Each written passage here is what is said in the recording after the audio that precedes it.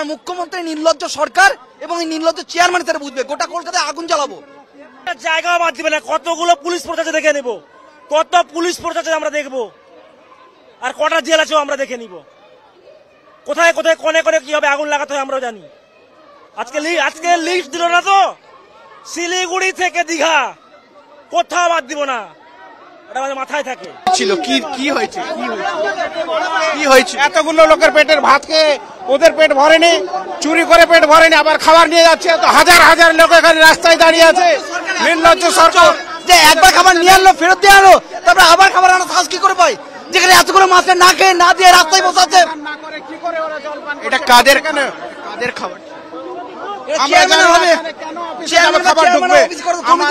সারাদিন ভুকা পেটে বসে আছে মানুষ, আমাদেরকে না খেতে দিয়ে না জলের ব্যবস্থাটা কেড়ে নিয়েছে, আর ওদেরকে আমরা খেতে দেবো?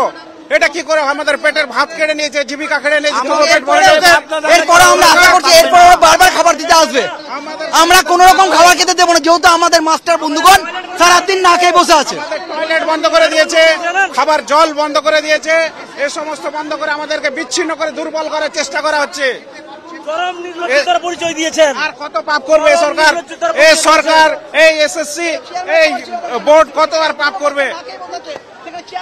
এই মুহূর্তে দেখতে পাচ্ছি যে এসএসসি ভবনের বাইরে কিন্তু খাবার নিয়ে যাওয়া হচ্ছিল, এবং সেই খাবার বলা হচ্ছে যে এসএসসি ভবনের ভেতরে যারা কর্মীরা রয়েছেন বা যারা কর্তারা রয়েছেন তাদের উদ্দেশ্য করে নিয়ে যাওয়া হচ্ছিল, কিন্তু সেই খাবার কিন্তু নিয়ে যেতে দেওয়া হলো না, এবং সেই খাবার কিন্তু আটকে দেওয়া হলো, সেই জল কিন্তু আটকে দেওয়া হলো।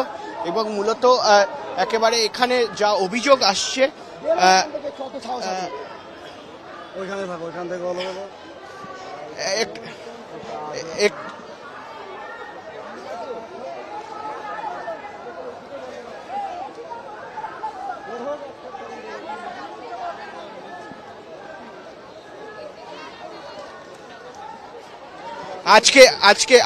আজকে কি মনে হয় যে আজ তালিকা প্রকাশ পাবে?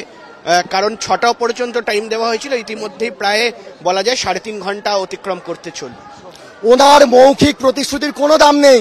ওনারা বলেছিলেন 21 তারিখে যোগ্য আর অযোগ্যের তালিকা প্রকাশ করবে।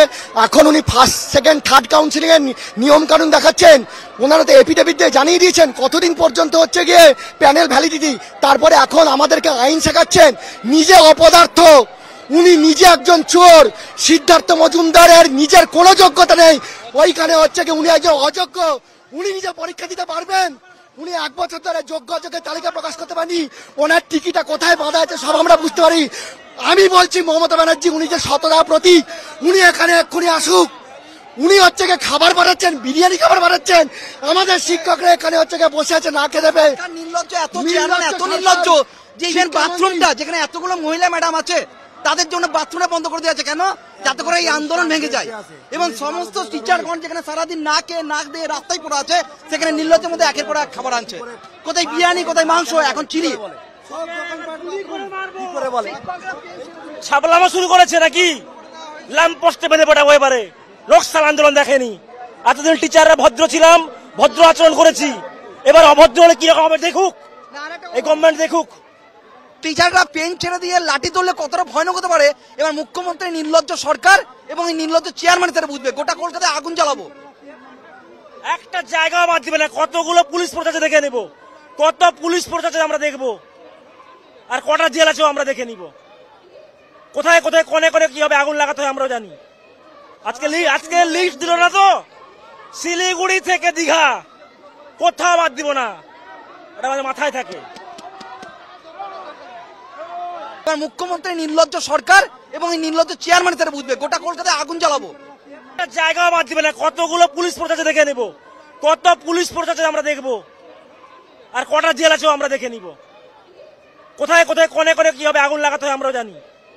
আজকে লিস্ট দিল না তো, শিলিগুড়ি থেকে দীঘা কোথাও বাদ দিব না, এটা আমাদের মাথায় থাকে। ছিল কি হয়েছে? এতগুলো লোকের পেটের ভাত খেয়ে ওদের পেট ভরেনি, চুরি করে পেট ভরেনি, আবার খাবার নিয়ে যাচ্ছে। তো হাজার হাজার লোক এখানে রাস্তায় দাঁড়িয়ে আছে। নির্লজ্জ সরকার যে একবার খাবার নিয়ে আনলো, ফেরত দিয়ে আনো, তারপরে আবার খাবার আনো, সাহস কি করে পাই? যেখানে এতগুলো মাছটা না খেয়ে না দিয়ে রাস্তায় বসাচ্ছে। এটা কাদের খাবার? আমরা চেয়ারম্যান জানি না হবে। এখানে কেন অফিসে চেয়ারম্যান খাবার চেয়ারম্যান ঢুকবে অফিস করে কমিটির আমাদের হবে। কথা সারাদিন ভুকা পেটে বসে আছে মানুষ, আমাদেরকে না খেতে দিয়ে না জলের ব্যবস্থাটা কেড়ে নিয়েছে, আর ওদেরকে আমরা খেতে দেবো? এটা কি করে? আমাদের পেটের ভাত কেড়ে নিয়েছে, জীবিকা কেড়ে নিয়েছে। দুটো পেট ভরে যাবে। এরপরে আমরা আশা করছি এরপর ওরা বারবার খাবার দিতে আসবে। আমরা কোন রকম খাবার খেতে দেবো না, যেহেতু আমাদের মাস্টার বন্ধুগণ সারাদিন না খেয়ে বসে আছে। আমাদের টয়লেট বন্ধ করে দিয়েছে, খাবার জল বন্ধ করে দিয়েছে, এ সমস্ত বন্ধ করে আমাদেরকে বিচ্ছিন্ন করে দুর্বল করার চেষ্টা করা হচ্ছে। চরম নির্লজ্জতার পরিচয় দিয়েছেন। আর কত পাপ করবে এই সরকার? এই সরকার, এই এসএসসি, এই বোর্ড কত আর পাপ করবে? এই মুহূর্তে দেখতে পাচ্ছি যে এসএসসি ভবনের বাইরে কিন্তু খাবার নিয়ে যাওয়া হচ্ছিল এবং সেই খাবার বলা হচ্ছে যে এসএসসি ভবনের ভেতরে যারা কর্মীরা রয়েছেন বা যারা কর্তারা রয়েছেন তাদের উদ্দেশ্য করে নিয়ে যাওয়া হচ্ছিল, কিন্তু সেই খাবার কিন্তু নিয়ে যেতে দেওয়া হলো না এবং সেই খাবার কিন্তু আটকে দেওয়া হলো, সেই জল কিন্তু আটকে দেওয়া হলো। এবং মূলত একেবারে এখানে যা অভিযোগ আসছে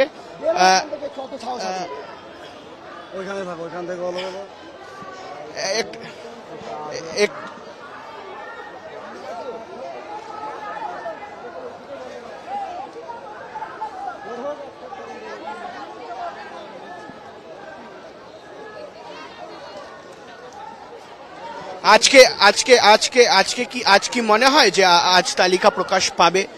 কারণ 6টা পর্যন্ত টাইম দেওয়া হয়েছিল, ইতিমধ্যেই প্রায় বলা যায় 3.5 ঘন্টা অতিক্রম করতে চলবে। ওনার মৌখিক প্রতিশ্রুতির কোনো দাম নেই। ওনারা বলেছিলেন 21 তারিখে যোগ্য আর অযোগ্যের তালিকা প্রকাশ করবে। এখন উনি ফার্স্ট সেকেন্ড থার্ড কাউন্সিলিং এর নিয়ম কানুন দেখাচ্ছেন। ওনারা তো এফিডেভিট দিয়ে জানিয়ে দিয়েছেন কতদিন পর্যন্ত হচ্ছে গিয়ে প্যানেল ভ্যালিডিটি, তারপরে এখন আমাদেরকে আইন শেখাচ্ছেন। নিজে অপদার্থ, উনি নিজে একজন চোর। সিদ্ধার্থ মজুমদারের নিজের কোনো যোগ্যতা নেই, ওইখানে হচ্ছে কি উনি একজন অযোগ্য। উনি নিজে পরীক্ষা দিতে পারবেন? উনি 1 বছর ধরে যোগ্য অযোগ্যের তালিকা প্রকাশ করতে পারেনি। ওনার টিকিটা কোথায় বাঁধা আছে সব আমরা বুঝতে পারি। আমি বলছি মমতা ব্যানার্জি, উনি যে সততা প্রতীক, উনি এখানে এক্ষুনি আসুক। উনি হচ্ছে গিয়ে খাবার বানাচ্ছেন, বিরিয়ানি খাবার বানাচ্ছেন, আমাদের শিক্ষকরা এখানে হচ্ছে গিয়ে বসে আছে না খেয়ে দেবে। নির্লজ্জ, এত চেয়ারম্যান এত নির্লজ্জ যে ইভেন বাথরুমটা যেখানে এতগুলো মহিলা ম্যাডাম আছে তাদের জন্য বাথরুমে বন্ধ করে দেওয়া আছে। কেন? যাতে করে এই আন্দোলন ভেঙে যায় এবং সমস্ত টিচারগণ যেখানে সারাদিন না খেয়ে নাক দিয়ে রাস্তায় পড়ে আছে সেখানে নির্লজ্জের মধ্যে একের পর এক খাবার আনছে। কোথায় বিরিয়ানি, কোথায় মাংস, এখন চিলি। ছাবলামা শুরু করেছে নাকি? ল্যাম্প পোস্টে বেঁধে পড়াবো এবারে। নকশাল আন্দোলন দেখেনি। এতদিন টিচাররা ভদ্র ছিলাম, ভদ্র আচরণ করেছি, এবার অভদ্র হলে কিরকম হবে দেখুক, এই গভর্নমেন্ট দেখুক। টিচাররা পেন ছেড়ে দিয়ে লাঠি তুললে কতটা ভয়ানক হতে পারে এবার মুখ্যমন্ত্রী নির্লজ্জ সরকার এবং এই নির্লজ্জ চেয়ারম্যান তারা বুঝবে। গোটা কলকাতায় আগুন জ্বালাবো। একটা জায়গা